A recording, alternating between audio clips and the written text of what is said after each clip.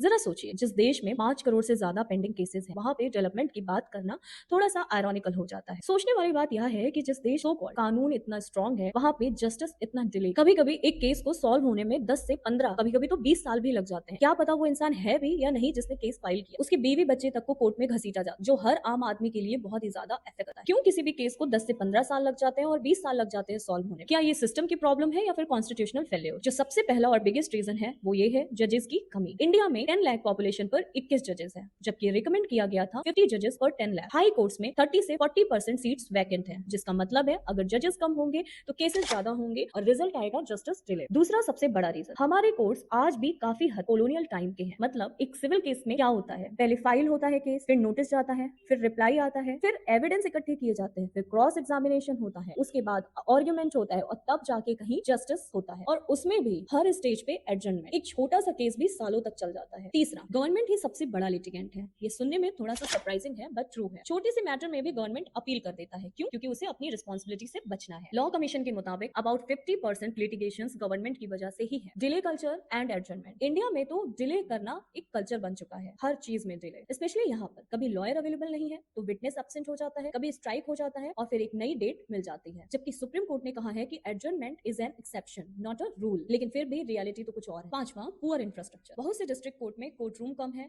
Staff की कमी है, डिजिटल सिस्टम वीक है, एक जज के पास 1000 से ज्यादा केसेस होते हैं। इस प्रेशर में स्पीडी जस्टिस कैसे मिल सकता है? ऑल्टरनेटिव डिस्प्यूट रिजोल्यूशन का कम यूज होता है या फिर ना के बराबर होता है। ऑल्टरनेटिव डिस्प्यूट रिजोल्यूशन है जैसे मीडिएशन, आर्बिट्रेशन और लोक अदालत। इन सबके होने के बावजूद भी लोग सीधा कोर्ट चले जाते हैं। और अगर इसको कॉन्स्टिट्यूशनल एंगल से देखा जाए, जो कि सबसे ज्यादा इंपॉर्टेंट है, यानी कि इसमें आर्टिकल 21 का वायलेशन होगा। सुप्रीम कोर्ट ने कहा था speedy justice is an fundamental right, और अकॉर्डिंग टू आर्टिकल 39A, जो कि एक डीपीएसपी है, इसमें स्टेट की रिस्पॉन्सिबिलिटी बनती है स्पीडी जस्टिस प्रोवाइड कर। जितना ही डिले होता जाएगा जस्टिस डिलीवर होने में, इसका मतलब है कि कॉन्स्टिट्यूशनल वायलेशन होता जा रहा है। तो प्रॉब्लम सॉल्व क्यों नहीं हो रही है? सबसे पहला तो अपॉइंटमेंट्स नहीं हो रहे हैं। पावरफुल लोगों की वजह से डिले पे डिले होता जाता है और उनके फेवर में आ जाती है डेट्स। रिफॉर्म्स पॉलिटिकली इनकन्वीनियंट है, जुडिशियरी एग्जीक्यूटिव पर डिपेंडेंट है इंफ्रास्ट्रक्चर के लिए। सॉल्यूशन क्या हो सकता है? जजेस की urgent appointment, strict adjournment rules, mediation को मैंडेटरी किया जाना चाहिए कि अगर छोटा डिस्प्यूट है या फिर मीडिएशन सॉल्व कर सकता है डिस्प्यूट, तो लोगों को वहीं जाना चाहिए। टेक्नोलॉजी और एआई का यूज करना चाहिए, और सबसे बड़ी और अहम बात, गवर्नमेंट को लिटिगेशन कम कर देना चाहिए। सो